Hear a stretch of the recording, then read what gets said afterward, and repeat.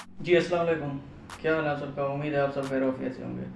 जी हाँ दोस्तों, एक नई वीडियो के साथ आपके सामने हाजिर हुए हैं। तो आज की वीडियो में जो मैं चीज़ आपके साथ शेयर करने वाला हूँ वो है एक क्लस्टरिंग टॉपिक, कि आपने कीवर्ड का कैसे क्लस्टर बनाना है और किस तरह से अपने ब्लॉग को रैंक करना है। तो दोस्तों, आप ये चीज़ जहन में रख लो कि सिर्फ और सिर्फ एसईओ इस चीज़ का नाम नहीं है कि आपने कीवर्ड हंट किया और उस पर आर्टिकल लिखा, यूआरएल सेट किया और इमेज सेट करके उसे अपलोड कर दिया और आपका आर्टिकल रैंक हो जाएगा।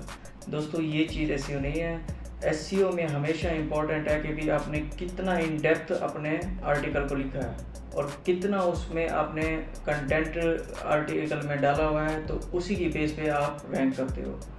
जी हाँ दोस्तों, क्लस्टरिंग एक उसी की ऐसी टाइप है कि मीन्स के आपको एक तरीका मिल जाता है कि आपने किस तरह से अपने यानी कि टॉपिक को कवर करना है और इस तरह से टॉपिक को कवर करना है कि गूगल को लगे कि आप ही इस टॉपिक में वर्थी हो, गूगल को किसी और को दिखाने का मौका ही ना मिले आपके अलावा, और वो भी एक स्पेसिफिक टॉपिक में। तो दोस्तों, वीडियो को करते हैं शुरू। तो अगर आप मेरे इस चैनल पर नए हैं तो मेरे चैनल को सब्सक्राइब करो और साथ में ही दिए गए बेल आइकन को भी प्रेस कर दो। और अगर आपके साथ भी कोई जुड़े हुए हैं जो एसईओ के रिलेटेड हैं तो उसके साथ भी मेरी वीडियो को शेयर कर दो। तो दोस्तों, वीडियो को आगे जाने से पहले आपको क्लस्टर का एक कंसेप्ट को क्लियर करना लाजिम है कि क्लस्टर होता क्या है और इसको हम किस तरीके से बना सकते हैं अपने ब्लॉगिंग की फील्ड में।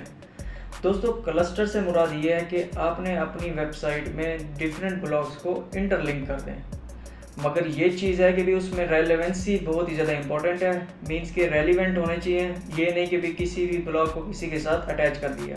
इस तरह से कोई फ़ायदा नहीं होगा, गूगल भी इस चीज़ को अच्छा नहीं मानता। इस कंसेप्ट को समझने के लिए मैंने एक लेट्स सपोज एक एग्जांपल ले लेता हूँ कि मैं क्लस्टर बनाना चाहता हूँ इसी फील्ड में ही, यानी कि एसईओ के ऊपर। तो लेट्स सपोज मैंने कह दिया व्हाट इज़ एसईओ, और इसके अब देखें सब टॉपिक बन सकते हैं कि what is on page SEO, और इसी तरीके से और सब टॉपिक बन सकता है what is off page SEO, और इसी तरीके से एक और है what are the benefits of SEO and what are the factor affecting SEO.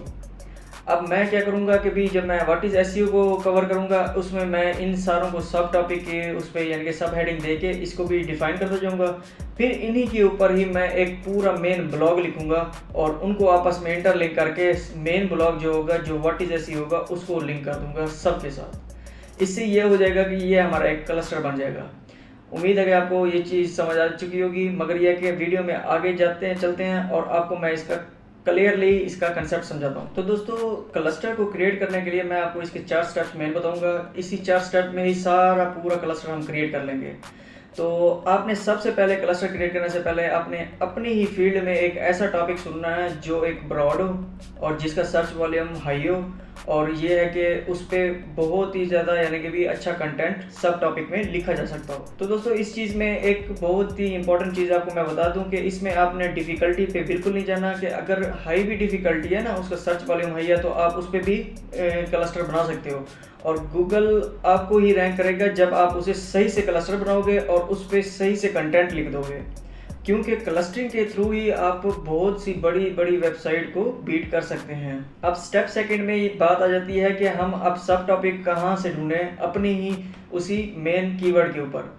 तो दोस्तों, इसमें डिफरेंट वेज आ जाते हैं। आप गूगल पे जाके भी उसे फाइंड आउट कर सकते हैं, एमरस के थ्रू भी फाइंड आउट कर सकते हैं, और इसमें एक अच्छा तरीका ये है कि आप विकीपीडिया को भी यूज़ कर सकते हैं, क्योंकि विकीपीडिया में बहुत ही ज़्यादा इनफ कंटेंट पड़ा हुआ है। आप अपना मेन कीवर्ड लिख के उसका जो टॉपिक है उसमें से देखिए, और उसमें जो उन्होंने इंटरनल लिंकिंग दिए हुए हैं वो आपके सब टॉपिक बन सकते हैं।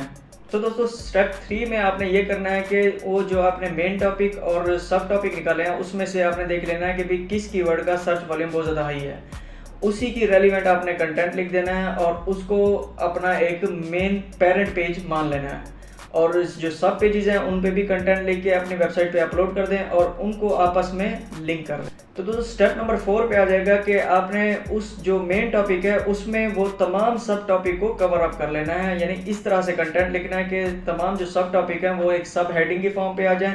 जिस तरीके से मैंने आपको एक एसईओ की एग्जांपल दी थी उस तरह से आप इस पर लिख लें और इनको आपस में इंटरनल लिंक करके सबसे मेन जो पेज होगा उसको एंड में जाके उसे लिंक कर दीजिए, ताकि लिंक जूस आपकी पूरी वेबसाइट पे सर्कुलेट कर ले। तो दोस्तों, इसके बाद जब आप इंटरनल लिंक कर देते हैं तो इससे ये है कि ना सिर्फ आपकी वेबसाइट की अथॉरिटी बढ़ती है, बल्कि गूगल की नज़र में भी आप एक ऑथोराइज पर्सन कहलाते हैं और गूगल को ये समझ लगती है कि इस मेन टॉपिक के ऊपर सिर्फ और सिर्फ आप ही हैं जिसने बहुत ही अच्छा कंटेंट लिखा और मोर देन इनफ कंटेंट दिया है गूगल को, तो गूगल आपको ही रैंक करेगा।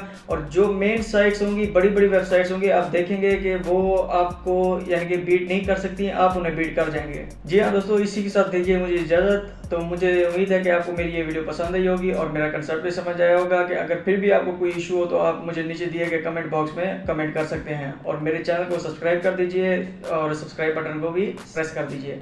और अगर आपके भी कोई दोस्त अहबाब वगैरह हैं जो SEO सीख रहे हैं तो उनके साथ भी शेयर कर दीजिए ताकि उनकी भी इंफॉर्मेशन में इजाफा हो।